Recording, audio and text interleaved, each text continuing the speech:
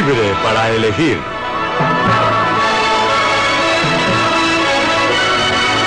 La opinión personal de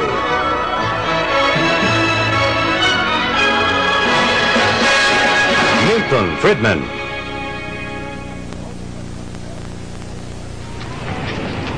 ¿Cómo permanecer libre?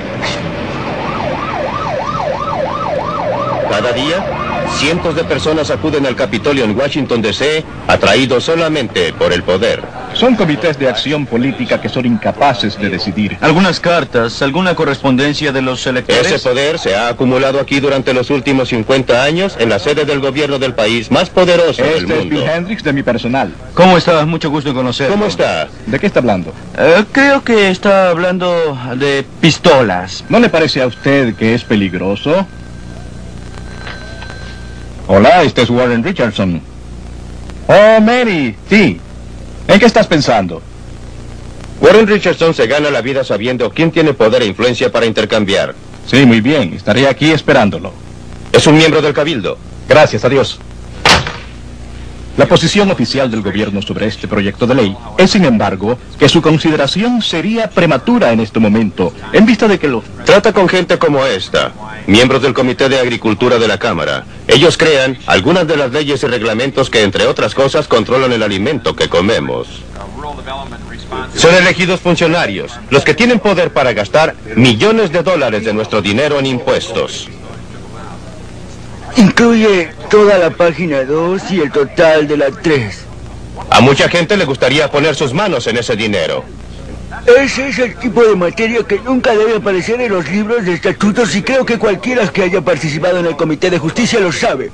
La forma de obtener una administración con sentido común es teniendo una administración con más sentido común en agricultura. El acceso es muy importante. Y la forma en que se obtiene también. Por ejemplo, antes solo existían pocos cabildos en esta ciudad.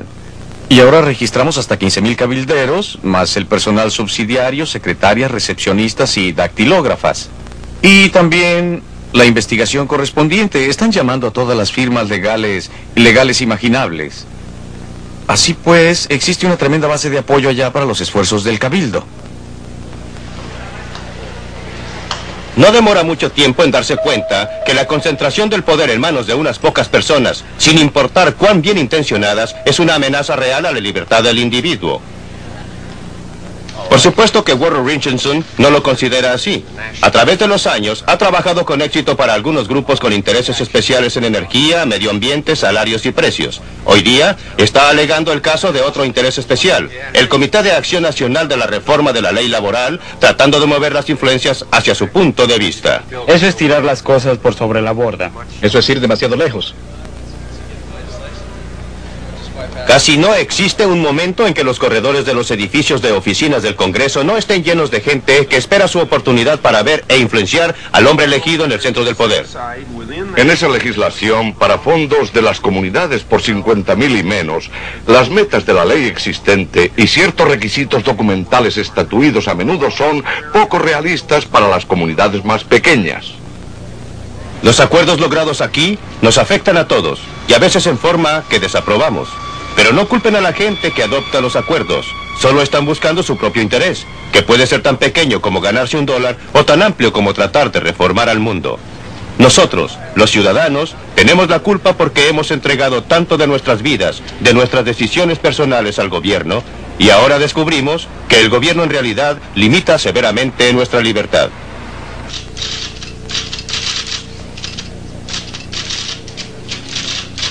La oficina enchapada en piel y en madera de un diputado en Washington, D.C.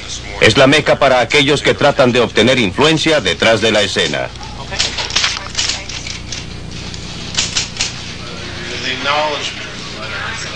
Puede ser difícil para un político trazar su camino entre grupos de intereses especiales. Para mantenerlo elegido, necesita votos, y para obtener votos a menudo tiene que hacer tratos. Esto para que nuestro partido vuelva a la Casa Blanca. Si el señor presidente envía políticas que los republicanos apoyen, a menudo es un asunto frustrante. Cuando la gente lo visita no es con fines de debate y diálogo o de discusión sobre algo, sino simplemente para pedir su interés especial o su única preocupación. Aquí es cuando se pone sumamente difícil porque puede existir un número igual al lado opuesto de la moneda.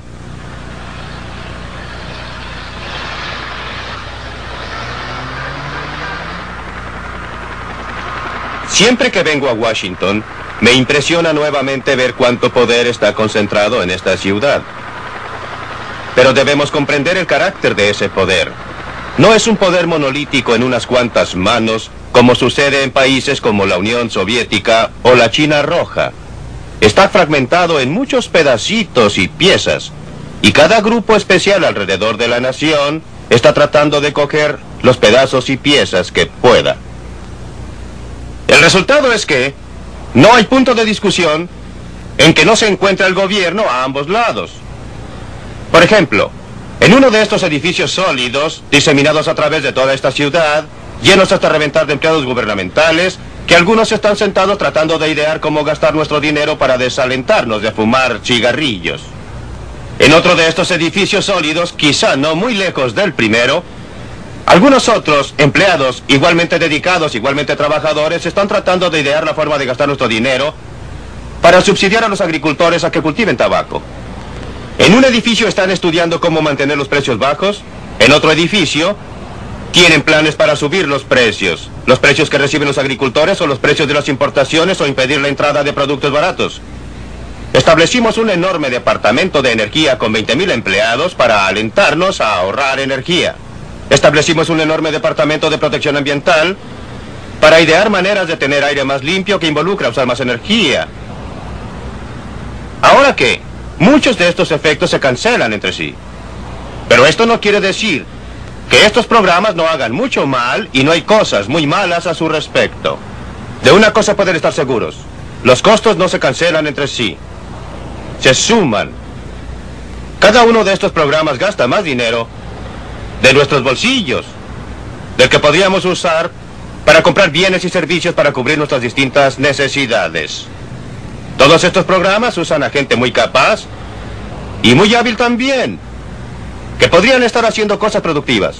Todos ellos preparan reglas, reglamentos, papeleo, formularios que llenar. Dudo que exista una persona en este país que no viole en una forma o en otra estas reglas o reglamentos o leyes cada día. No porque quiera o tenga intención de hacerlo, sino porque es imposible para cualquiera que sepa lo que son. Estas son las cosas malas.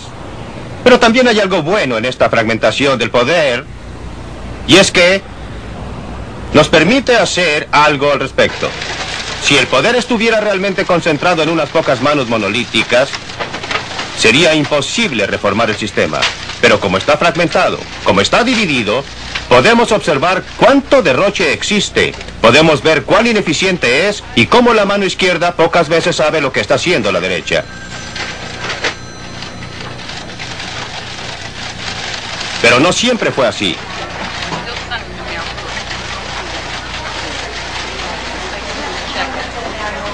Los ejércitos de burócratas que administran nuestras vidas adoptan nuestras decisiones, gastan nuestro dinero, todo supuestamente para nuestro bien.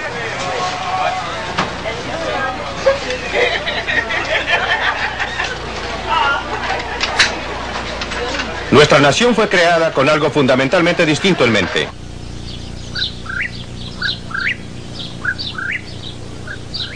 Hace casi 200 años, un grupo notable de hombres se congregó en esta habitación para escribir una constitución para la nueva nación que habían ayudado a crear unos pocos años antes. Eran un grupo de gente sabia, culta y preparada. Habían aprendido una lección de la historia que dice: el gran peligro para la libertad es la concentración del poder, especialmente en manos de un gobierno. Estaban decididos a proteger a los ciudadanos de los nuevos Estados Unidos de América contra ese peligro. Y redactaron su constitución con eso en mente. Esa constitución nos ha servido bien. Nos ha permitido conservar nuestra libertad durante 200 años. Pero en los últimos 50 años, hemos estado olvidando la lección que los hombres sabios conocían también. Al considerar al gobierno como una amenaza para nuestra libertad, hemos llegado más y más a considerarlo como un benefactor del cual emanan todas las cosas buenas. Hemos asignado cada vez más tareas de gran importancia al gobierno.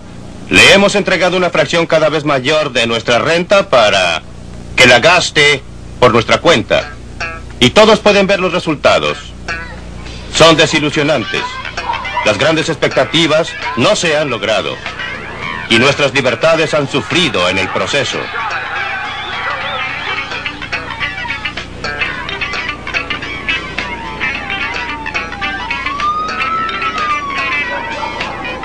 ¿Dónde se echó a perder? El gobierno comenzó a participar en forma creciente en nuestros asuntos personales hace casi 50 años. Fue en 1933, en el punto más bajo de la peor depresión de la historia. Se radicó la idea de que el capitalismo había fallado y que la falla era responsable de la tragedia humana y económica. A comienzos de la década del 30, Franklin Delano Roosevelt y sus asesores se reunieron aquí para idear programas para solucionar los problemas de la depresión. Su respuesta fue dar mayor poder al gobierno central.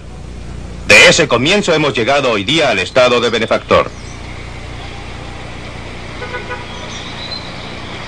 Esta Empire State Plaza en Albany, en Nueva York, es un buen ejemplo de la diferencia entre el poder público y político y el poder económico privado. Fue construido mientras Nelson Rockefeller fue gobernador del estado de Nueva York.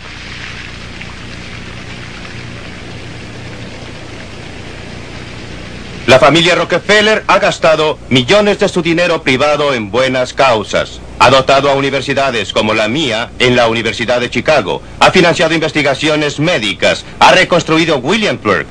Pero no todo el dinero privado de la familia Rockefeller les ha dado nada parecido a la cantidad de poder que pudo tener Nelson Rockefeller como gobernador del estado de Nueva York. Construyó monumentos similares a este por todo el estado, usando cada recurso que pudo idear para financiarlos. Cuando dejó su cargo, los impuestos por persona en el estado de Nueva York eran más altos que cualquier otro estado del país, con la única excepción de Alaska. Y además existía una deuda monumental.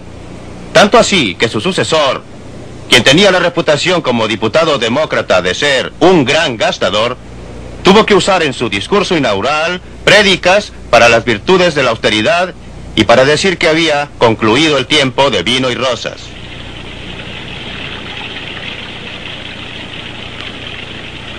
Mire esta silueta de los edificios contra el cielo. Es Chicago y creo que es muy hermoso. Gran parte de los edificios tienen menos de 20 años. Estos altos edificios fueron construidos por la empresa privada para ser usados por la empresa privada, no por el gobierno para ser usados por los burócratas. Estos son monumentos productivos, no una carga para el contribuyente, una carga que casi ha llevado a la quiebra a la ciudad de Nueva York. La ironía es que gran parte fueron las buenas intenciones las que nos llevaron donde estamos hoy día, una nación gobernada por imperios burocráticos. Me pregunto si cuando construyeron este edificio se dieron cuenta que iba a resultar con el aspecto de una fortaleza. Desde modestos comienzos en 1953, el Ministerio de Salud, Educación y Bienestar se ha convertido en un verdadero imperio. Solo una pequeña parte de su personal total está instalado en este edificio, que es su casa matriz, solo 2.000 burócratas. Su presupuesto es el tercer presupuesto más grande de todo el mundo, solo sobrepasado por el presupuesto total de los Estados Unidos y el de la Unión Soviética. Emplea directamente a 150.000 personas a horario completo y el imperio que rige emplea a otro 1.000.000. Más de una de cada 100 personas en los Estados Unidos trabaja en el imperio del Ministerio de Salud, Educación y Bienestar.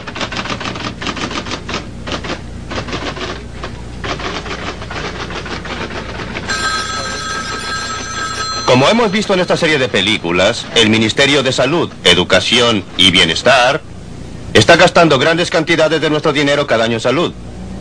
Un efecto es simplemente alzar los honorarios y precios de servicios médicos y de hospital, sin una mejoría correspondiente a la calidad del cuidado que recibimos.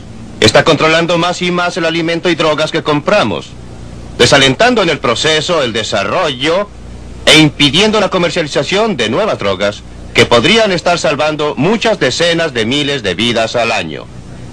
En el terreno de la educación, las sumas que se están gastando se están yendo a las nubes, pero existe consenso que la calidad de la educación está declinando. Más y más dinero está siendo gastado y se están aplicando controles cada vez más rígidos para promover la integración racial. Pero nuestra sociedad se está fragmentando aún más. En el campo del bienestar social, cada año se están gastando miles de millones de dólares en una época en que el estándar de vida del norteamericano promedio es el más alto de su historia. Y están creciendo las listas de prestaciones asistenciales. En el seguro social, el presupuesto es colosal, pero está en grandes dificultades económicas. Los jóvenes se quejan, y con mucha razón, respecto a los altos impuestos que deben pagar, y es que esos impuestos son necesarios para financiar los beneficios que reciben los ancianos. Y los ancianos se quejan, y también con justicia. Y es que es difícil para ellos mantener el estándar de vida que se les indujo a esperar de un sistema que fue promulgado para asegurarse que los ancianos jamás se convirtieran en objetos de caridad. Ha tenido como resultado que un número creciente de nuestros mayores estén en esas listas. De acuerdo a su propia contabilidad, el HEW perdió en un año, y debido al fraude, abuso y derroche, una cantidad de dinero que habría construido bastante más de 100,000 casas que costaran $50,000 cada una. Con razón, esas iniciales cada vez más significan cómo estimular el derroche. Han descubierto en algunas ciudades que sobre el 20 al 25% de la gente que actualmente está recibiendo ayuda no tienen derecho a hacerlo o están recibiendo más de lo que debieran. Y al estudiar esto parece que el motivo principal no son las mismas leyes del bienestar, sino la forma en que son administradas, que es muy relajada y suelta. Uno de los casos más famosos acaba de ocurrir la semana pasada. Arrestaron a una mujer en el sur de California. La llaman la reina del bienestar. Durante los últimos 6 o 7 años, ella recibió $300,000 en pagos asistenciales. Después de impuestos, si usted lo considera sobre una base antes de impuestos, podría ser el equivalente de más de $1 millón antes del impuesto a la renta. Ella y su marido estaban viviendo en una hermosa casa de $170,000, tenían buenos autos y... Ella tenía una técnica muy simple, usaba nombres ficticios, nombres falsos, y firmaba, creo que en distintas agencias de bienestar. Ella iba y cobraba sus cheques. Debe hacerse algo respecto a este estado escandaloso de cosas. ¿Qué mejor decisión burocrática que establecer un departamento especial, repleto de computadores y empleados fiscales, todos dedicados a descubrir despilfarros, usando el dinero de los contribuyentes, por supuesto, al hacerlo? $27,5 millones el primer año. Como escribió Adam Smith hace más de 200 años, en el mercado económico, la gente que solo trata de servir sus propios intereses privados son conducidos por una mano invisible para servir los intereses públicos, los que no tenían intención de promover. En el mercado político también opera una mano invisible, pero desgraciadamente opera en dirección contraria.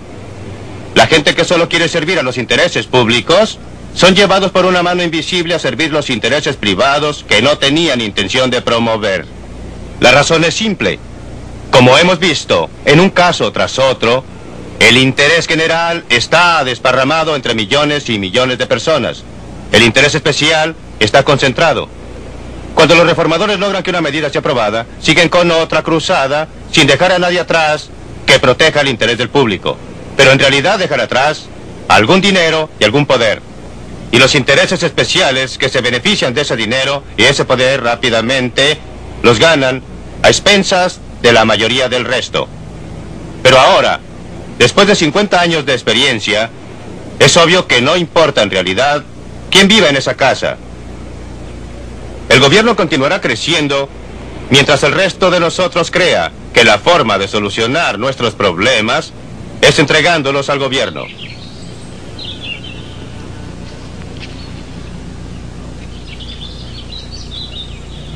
Pero aún existen personas que quieren solucionar sus problemas, que quieren usar sus propias habilidades, energías y recursos.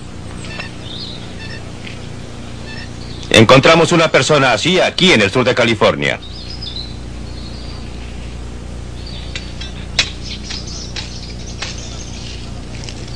John McColm, un bombero, estaba planeando su jubilación.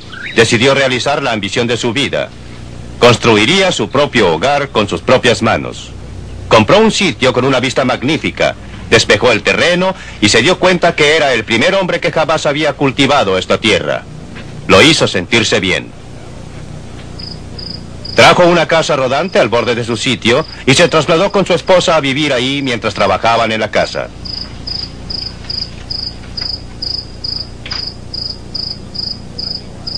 Fabricó sus propios ladrillos, plantó árboles, aprendió carpintería y gasfitería.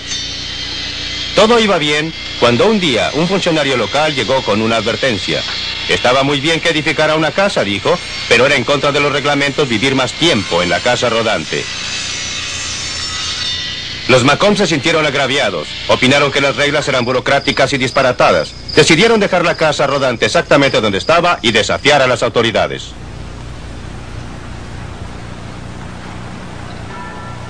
Pat Brennan se convirtió en casi una celebridad en 1978 porque estaba repartiendo el correo en competencia con la Oficina de Correos de los Estados Unidos.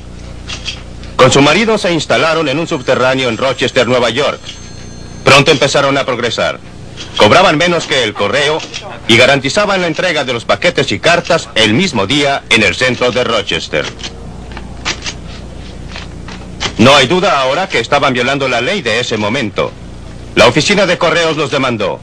El caso contra ellos era simplemente que no debían manejar cartas. Los Brennan decidieron pelear y los hombres de negocios locales proporcionaron el respaldo financiero. Creo que va a ocurrir una revolución tranquila y quizás veamos su comienzo. Quizás podamos ver a gente peleando con los burócratas, cuando años atrás no lo haríamos porque seríamos aplastados.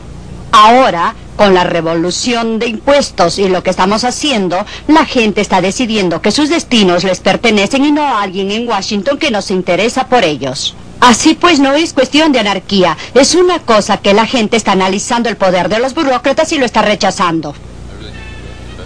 Las llevo, sí. Muy bien. Los clientes de los Brennan son muy específicos en algo. Después de todo, el servicio Brennan es más barato que el correo ordinario. No estamos seguros de haber hecho nada ilegal. Y me gustaría saber más sobre esto y espero que se conozca más en el país que hasta ahora y alguien escuchará su petición. Porque cuando usamos a los Brennan sabemos con certeza que ese mismo día se va a hacer la entrega. Y estamos seguros que pasará día tras día tras día. Mientras que con el otro sujeto no estamos seguros ni sabemos en qué estado va a llegar allá. Por eso apoyo a los Brennan 100% y los ayudaré en todo lo que pueda hacer. La cuestión de libertad se presenta en cualquier clase de negocio. Si acaso usted tiene derecho a desarrollarlo y el derecho a decidir lo que va a hacer. También existe la cuestión de la libertad de los consumidores para utilizar un servicio que encuentran barato y que es mucho mejor.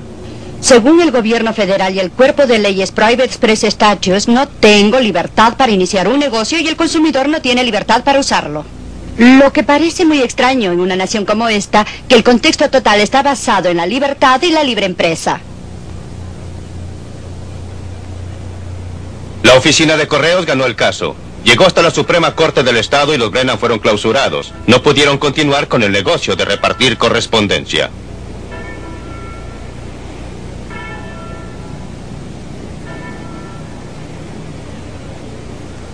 Lo que han estado viendo es una reacción humana, natural, al intento de otras personas de controlar su vida cuando usted opina que no les corresponde. La primera reacción es resentimiento. La segunda es tratar de evadirlo. Y finalmente, se produce una declinación en el respeto a las leyes en general. Esto no es algo especialmente norteamericano. Sucede en todo el mundo, donde quiera que alguien trate de controlar a otra persona. Por ejemplo, observe lo que está sucediendo a los ingleses.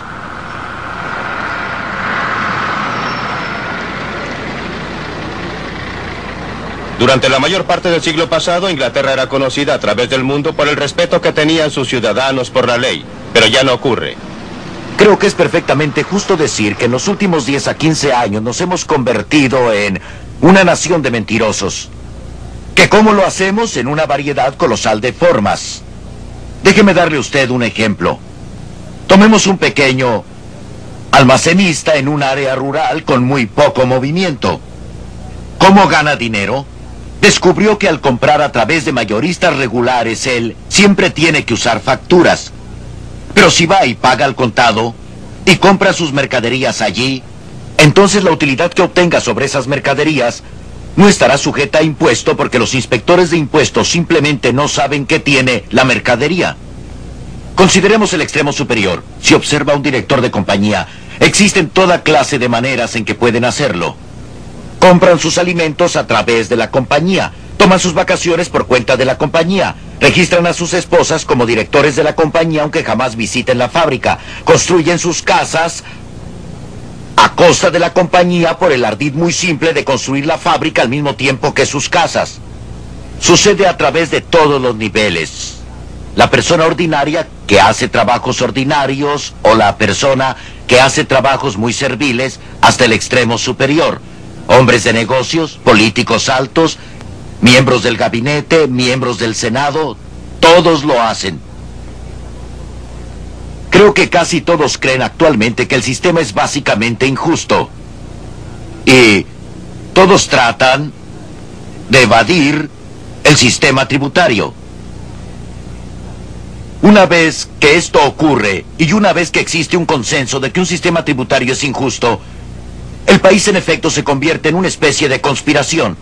Y todos se ayudan entre sí a lograr evadir. No será difícil en este país porque la otra gente en realidad quiere ayudarlo. Y en 50 años no es diferente, dice la gente. No, no lo es. No es como debería ser. Así pues, esa es la primera razón, el nivel de impuestos muy alto. Pero creo personalmente que existe otro factor que considerar. Y es que a través de los años hemos tenido un enorme crecimiento en la burocracia y en los gastos del gobierno. Esta evasión, más si usted lo quiere así, la protección a la gente, al ciudadano. Usted sabe, servicio de salud, todo el tipo de beneficios de una u otra clase. Y creo que la gente ha llegado a estar consciente de un nuevo factor, un sentimiento de que las cosas ya no tienen todo el valor que tenían, que el dinero no es algo vital, si falta se obtiene de alguna institución gubernamental. Evasión criminal de impuestos en Gran Bretaña. Leyes y reglamentos desafiados en los Estados Unidos. No hay nada que celebrar. Lo que es alentador es que a través del mundo libre, el público está reconociendo los peligros de un gran gobierno y está adoptando medidas para controlarlo, pero no será una tarea nada fácil reducir el tamaño del gobierno. Hoy día, en nación tras nación, el interés especial más fuerte ha llegado a ser la burocracia atrincherada, ya sea a nivel nacional o local. Además, cada uno de nosotros obtiene beneficios especiales de uno u otro programa gubernamental. La tentación es tratar de reducir al gobierno a costa de otros, manteniendo al mismo tiempo privilegios especiales. Eso representa un atolladero. El enfoque correcto es atacar de cabeza el crecimiento exclusivo de los gastos gubernamentales. Demos un presupuesto al gobierno, igual que nosotros tenemos un presupuesto. Un movimiento en esta dirección ya se está produciendo en los Estados Unidos con las numerosas proposiciones de enmiendas constitucionales que limitan los gastos del gobierno. Varios estados ya han adoptado tal enmienda. Existe una fuerte presión por una enmienda similar a nivel federal. Las enmiendas deben forzar al gobierno a operar dentro de un presupuesto estricto. Cada interés especial tendría que competir con otros intereses por una participación mayor en cierto pastel, en lugar de que todos puedan unir sus fuerzas a expensas del contribuyente. Este es un paso importante, pero es solo un primer paso. Ningún pedazo de pastel puede solucionar en sí todos nuestros problemas. Lo que se necesita es un reconocimiento público difundido de que el gobierno central debe estar limitado a sus funciones básicas, defendiendo a la nación contra enemigos extranjeros, conservando el orden en casa, mediando nuestras disputas. Debemos llegar a reconocer que la cooperación voluntaria a través del mercado y en otras formas es una manera mucho mejor de solucionar nuestros problemas en vez de entregarlos al gobierno. Aquí es donde radica gran parte de la fuerza futura de los Estados Unidos, en lugares como Otama, Iowa, donde vive gente de todos los niveles económicos. No existen barrios bajos en Otama, ni existen extremos ni de riqueza ni de pobreza. Todos son parte de una comunidad en la cual cada parte depende de las otras para una vida estable y feliz que vale la pena vivir. Esta es la clase de comunidad que formó el carácter de la América democrática.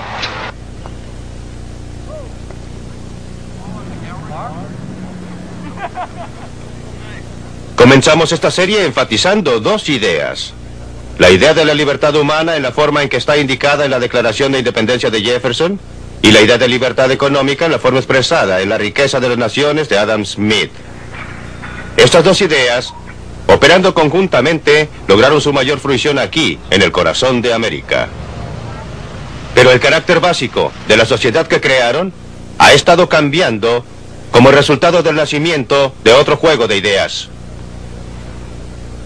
Hemos olvidado la verdad fundamental que los fundadores de este país conocían también, que la mayor amenaza a la libertad humana es la concentración del poder, ya sea en manos del gobierno o de otra persona.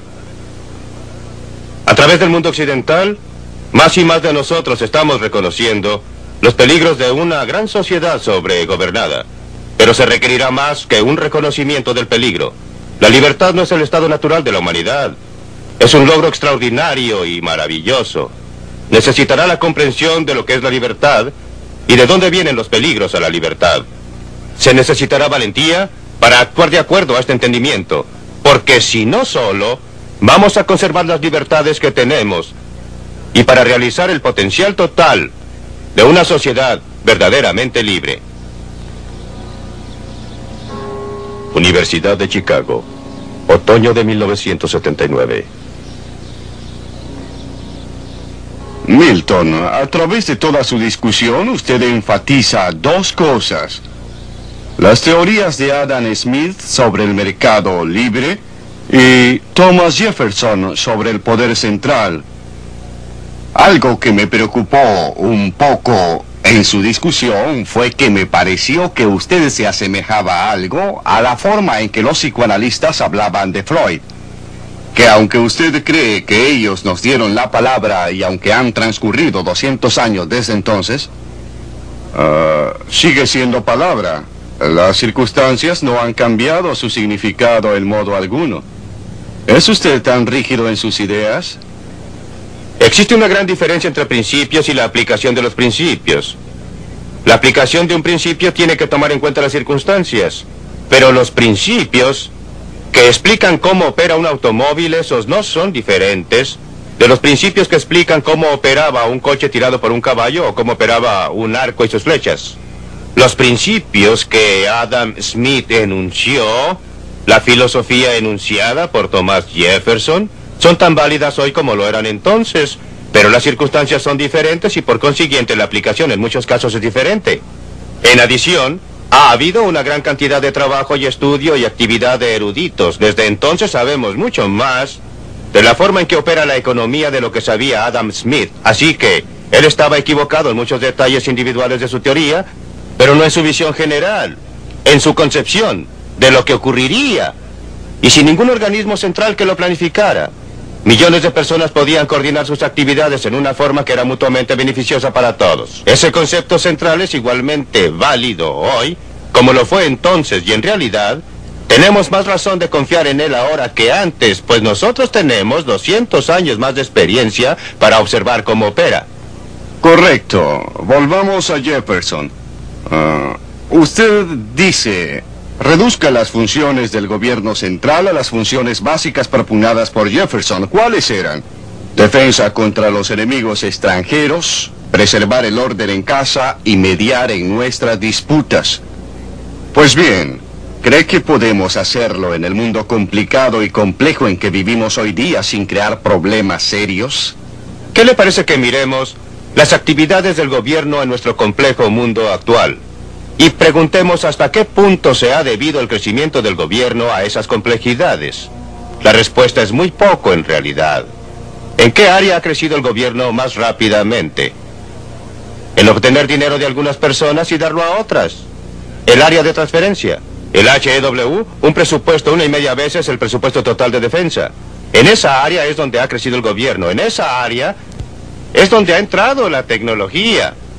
No ha sido por hacer que ciertas funciones del gobierno sean necesarias, sino haciendo posible para el gobierno hacer cosas que no podía haber hecho antes.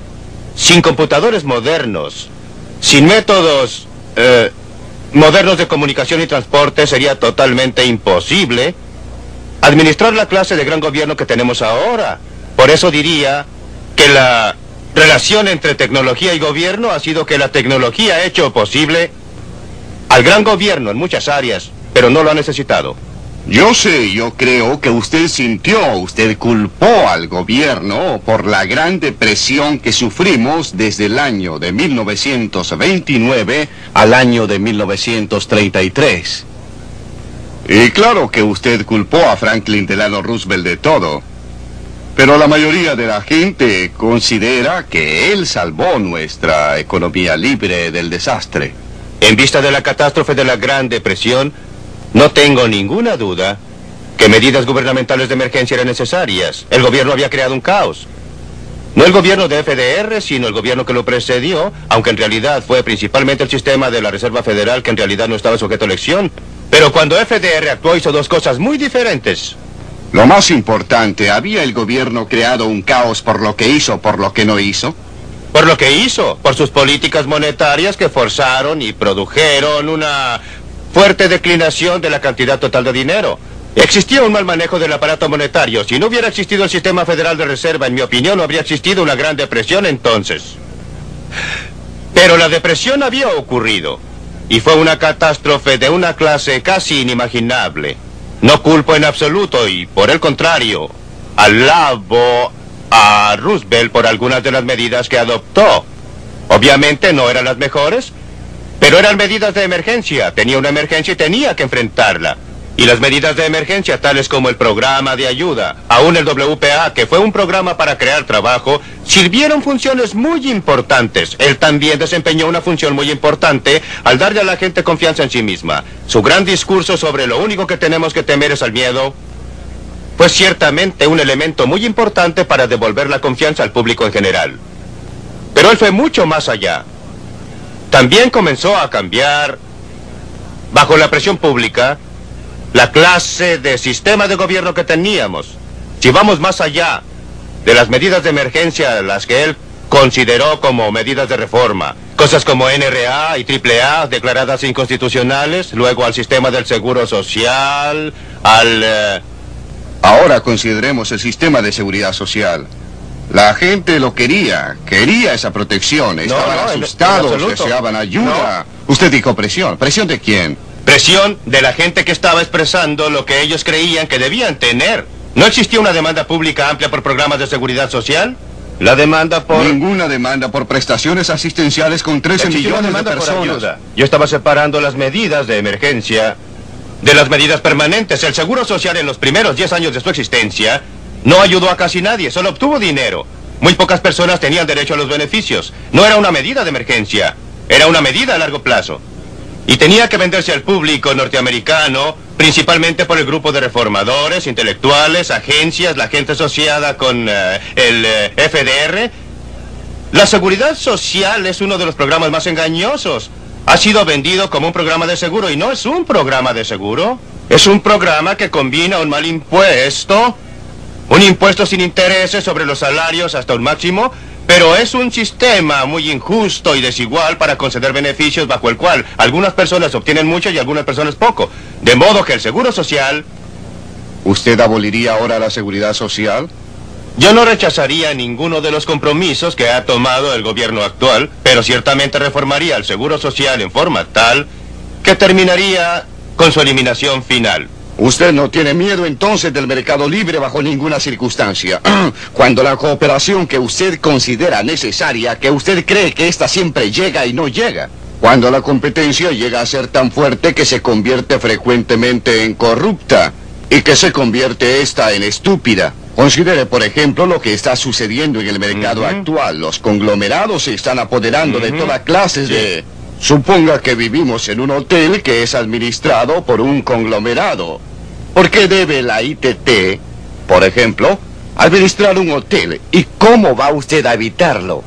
Bien, en primer lugar, nuevamente... Sin gobierno, sin algún... Nuevamente, son las medidas gubernamentales las que han promovido los conglomerados. La única razón principal para la existencia de conglomerados es porque son una forma muy efectiva para librarse de la legislación tributaria. Ahora le haré otra pregunta. ¿Quién resulta más afectado por los reglamentos gubernamentales, por el control gubernamental? Creí que se suponía que iba a formular las preguntas. Pero se me advirtió que esto podía ocurrirme a mí. ¿Quién es más afectado? ¿El hombre grande que lo puede manejar, que puede tener un departamento separado para preocuparse del papeleo, o el pobre? El hombre grande siempre puede cuidarse bajo cualquier sistema. Correcto. Por eso requerimos un sistema que dé menos ventajas al hombre grande.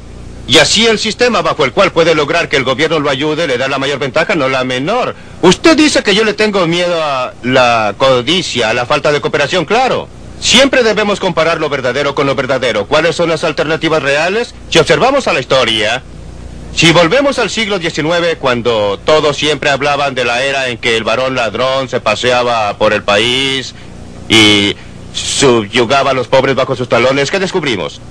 Que hubo el mayor flujo de actividad caritativa voluntaria en la historia del mundo. Esta Universidad de Chicago es un ejemplo. Fue fundada por contribuciones de John D. Rockefeller y otras personas. Los colegios y universidades a través del Medio Oeste. Si usted pregunta cuándo fue fundada la Cruz Roja, o el Ejército de Salvación, o los Niños Exploradores, descubrirá que todo eso sucedió durante el siglo XIX, en la era del capital rapaz no regulado. Milton, me gustaría volver a la cuestión de los conglomerados. Acepto lo que usted dice de la política de concentración de gobierno central, del gobierno, si usted quiere, o como quiera llamarlo. Él es responsable del crecimiento de los conglomerados. ¿Qué podemos hacer al respecto? ¿Nada? ¿Debe el gobierno tratar de deshacerlos? ¿Debe alguien tratar? No. ¿Debemos dejarlo fracasar? Los debe dejar fracasar, por supuesto. Me opongo fuertemente a que el gobierno los sancione. Debe dejarlos fracasar. Lo mejor que usted puede hacer, en mi opinión, es primero tener un comercio libre total para que corporaciones de otras naciones puedan competir con las de esta nación para tener solamente 2 o 3 compañías de automóviles. Espere un momento. Pero existe Toyota, existe Volkswagen. La competencia externa es efectiva, pero en segundo lugar... Cuando dice comercio libre completo, ¿se refiere a todo el mundo?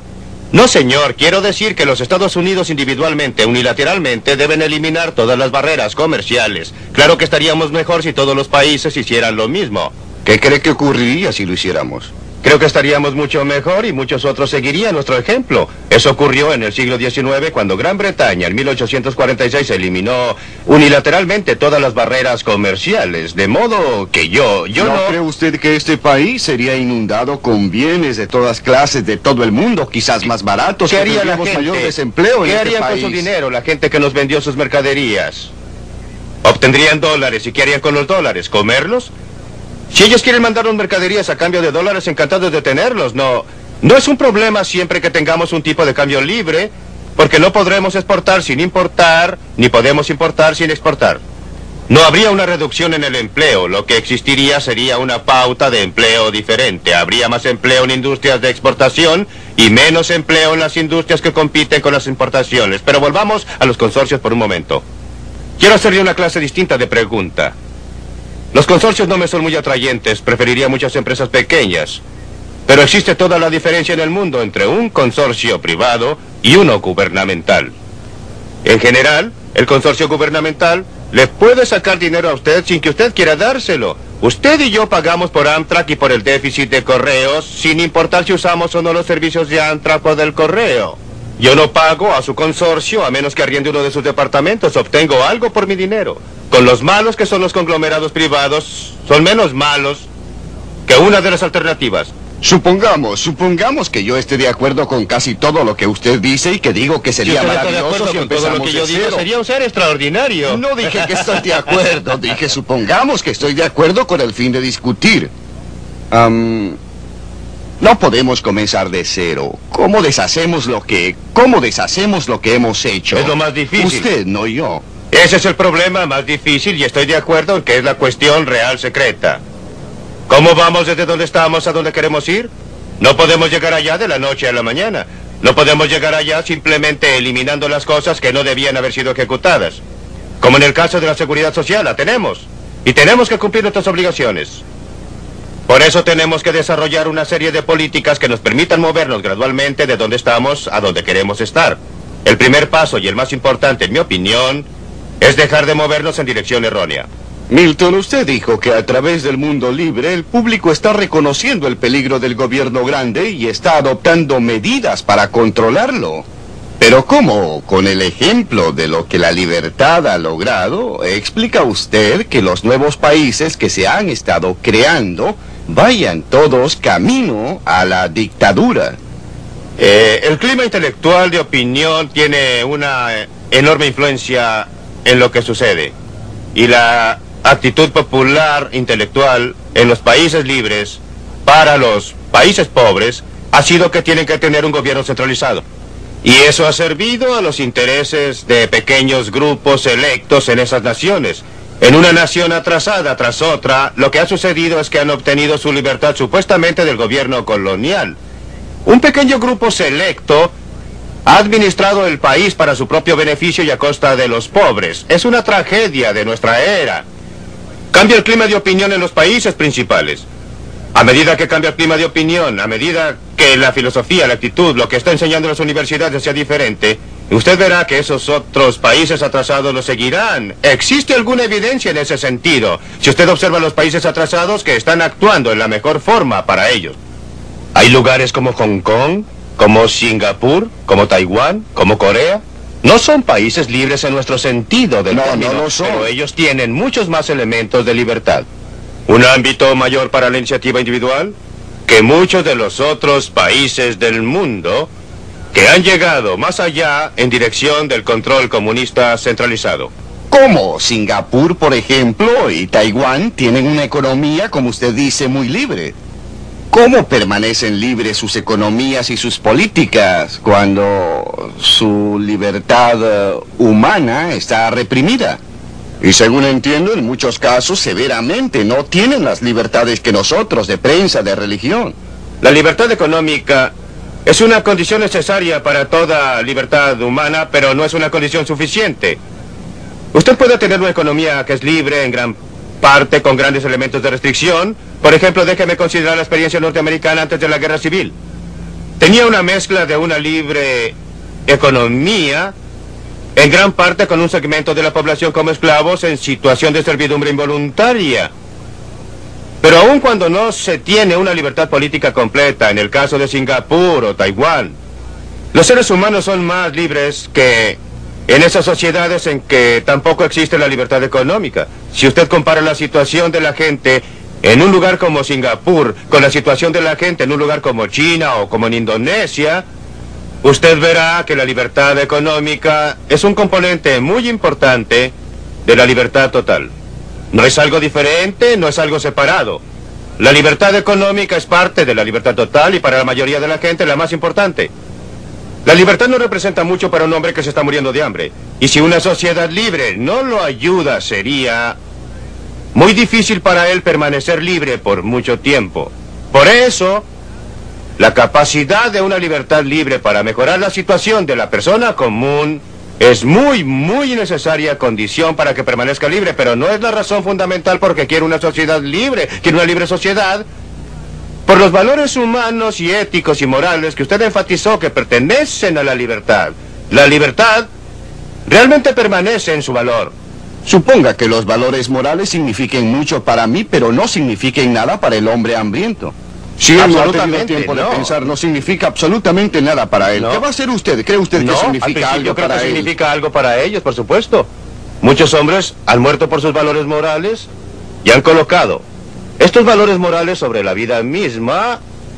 Pero usted y yo, ciudadanos de la sociedad libre, no nos apartaremos. Bien, déjeme expresarlo en forma distinta. Supongamos que usted va y pronuncia un discurso a toda la gente que vive del bienestar público y les dice: miren, la libertad es mucho más importante que el dinero del bienestar social que están recibiendo.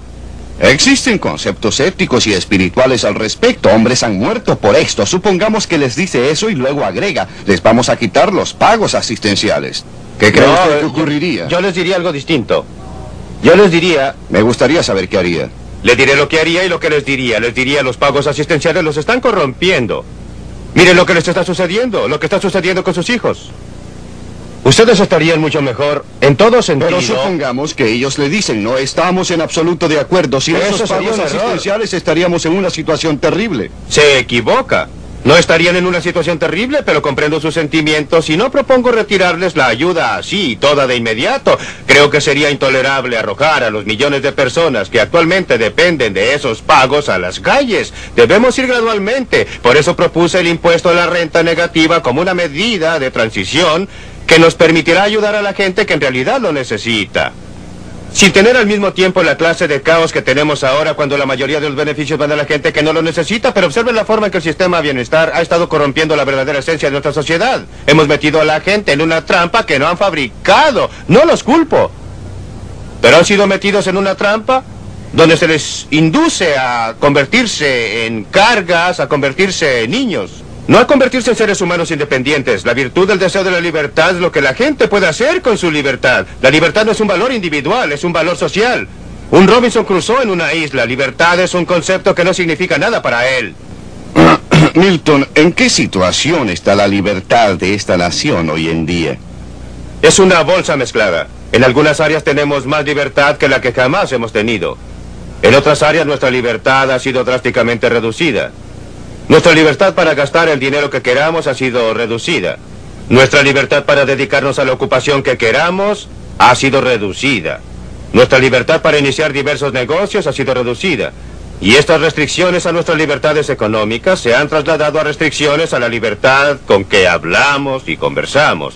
Las actividades que desarrollamos, nuestras actividades hacia los funcionarios gubernamentales... En esas áreas nuestras libertades han sido... ¿Qué hay respecto a usted? Usted como individuo, y en realidad tenemos que tratar con millones de cientos, 200 millones, 220 millones de individuos. Con respecto a usted, ¿qué libertad cree que ha perdido? Bien, he sido un individuo muy afortunado. Eso suena como una disculpa. No, no es una disculpa porque voy a agregar algo más. Siempre he dicho que casi la única gente que ha tenido libertad de palabra efectiva estos días en Estados Unidos son los profesores en funciones de su cargo en universidades privadas que están a punto de jubilarse o se han jubilado. Esa ha sido mi situación en los últimos años. Considere, por ejemplo, la libertad de un profesor de medicina en cualquiera de nuestras grandes instituciones. Seguramente su investigación está siendo financiada por el gobierno federal. ¿No cree usted que lo pensaría 2 o 3 veces antes de dar una conferencia sobre los males de la medicina socializada? O considere a uno de mis colegas de la universidad que está recibiendo donaciones de dinero de la Fundación Nacional de Ciencias. ¿Cree usted que en realidad se siente libre para hablar respecto al punto de si el gobierno debiera estar financiando dicha investigación? Por supuesto, no se debe tener libertad sin costo. Pero los costos deben ser razonables, no deben ser desproporcionados. Ningún hombre de negocios en esta nación hoy día... ¿Por qué actualmente los hombres de negocios son tan tímidos en lo que dicen? Hay muy pocos que están dispuestos a expresarse, a decir abiertamente lo que piensan. ¿Por qué? ¿Respecto a qué? Respecto a cualquier cosa, considere, por ejemplo, los intentos del presidente Carter para imponer controles voluntarios de salarios y precios. Casi no existe un hombre de negocios en esta nación que no lo considere espantoso.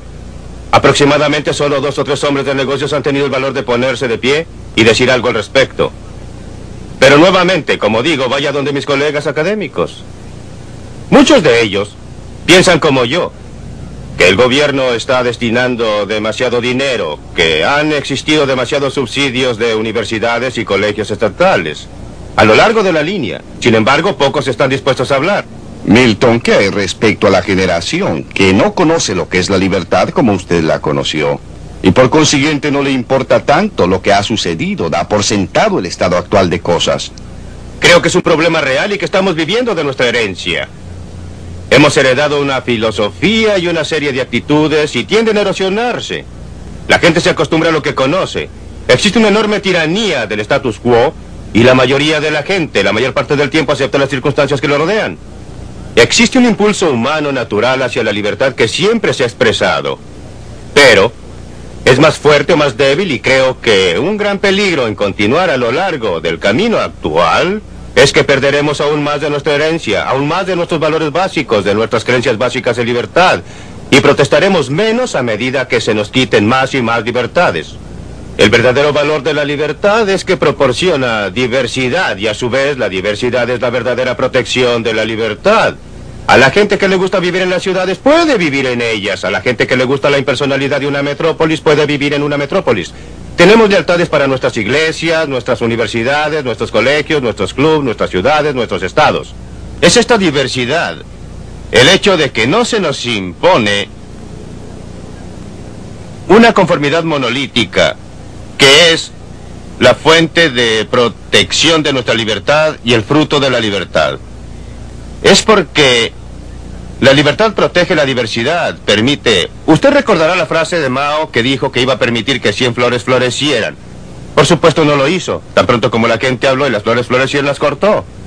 Es el florecimiento de muchas flores, el hecho de que usted tiene todas esas diferentes individualidades, lo que produce los grandes logros de la civilización y proporciona la esperanza y protección de nuestra libertad. ¿Está diciendo usted entonces que aún existen bolsillos de libertad en el país? Lo que yo dije antes fue que es una bolsa mezclada. En ciertos aspectos tenemos mayor libertad que antes, pero en otros aspectos hemos tenido mucha menos libertad. Por supuesto que existen grandes bolsillos de libertad. Este es todavía un país libre. No debemos confundir la tendencia con la situación. Nos hemos estado alejando de la libertad. Nuestra libertad está en peligro, pero de ningún modo ha sido completamente destruida, y creo que existe un componente bastante fuerte de la libertad de nuestra sociedad que nos permitirá conservarla, que vamos a volver atrás esta tendencia y a reducir el gobierno al tamaño adecuado. Vamos a establecer las bases para un resurgimiento, para un florecimiento de aquella diversidad que ha sido el producto real de la libre sociedad.